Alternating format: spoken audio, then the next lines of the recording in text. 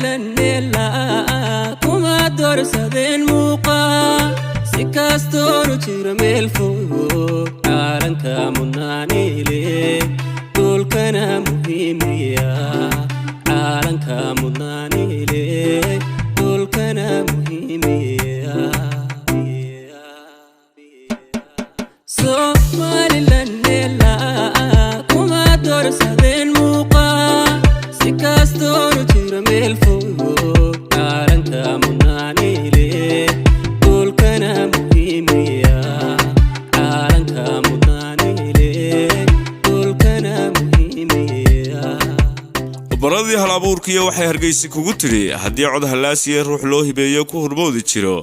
adaa aan ku hubsanay hanaqaadka faneed calankiisa hooyo hagardhiye xiriir hubaal ku soo dhawow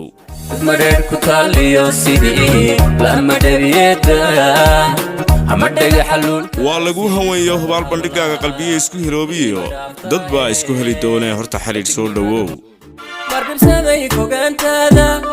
xuduudaha ka murugooday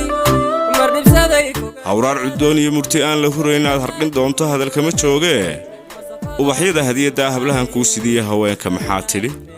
dhaqan hufaniyo uqado cambaad hido raxadaye horta quruxay ma hargeysaad una degan tahay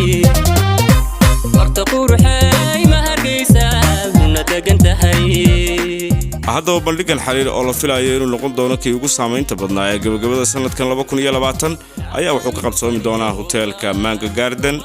waa 1 bisha December qiimuhu waa $20 kaararka waxaad ka heli doontaa qaybaha kala duwan ee qurux bila sida Adera Mall Jigjigeeyar iyo tiyaatarka sidoo kale waxaad ka heli doontaa Jumeirah waxa kale oo aad ka heli doontaa kaararka xarunta Furla Media Production oo ku taala agagaarka hoteelka Safari showgan waxa ka soo qayb gali doona dhamaanba kooxaha iyo fanaaniinta magaalada Hargeysa hadaba ha moogaan bismillaahir rahmaanir rahiim dhamaan ummadda Soomaaliland meel kasta jooga waan salaamayaa gaar ahaan shacabweynaha ku sugan caasimada Hargeysa taasoo waqti la qaadan doona haddii Ilaahay yiraahdo waqtigii uu soo dhawaaday xilligan wada farxi lahay show aan ku qaban doono hoteelka Mango Garden bisha 1 December insha Allah waqtigii waa gabaabsi uu soo gaaray waqtigeeni habeenkayna wada farxi lahayn kaarash waxaad ka heli kartaan qurux bilo laba meelooda Jumeirah Furla Media insha Allah waynu habeenka hadii Ilaahay iyo Mango Garden Hotel 1 bisha December aad ayaan u salaamayaa shacabweynaha reer Hargeysa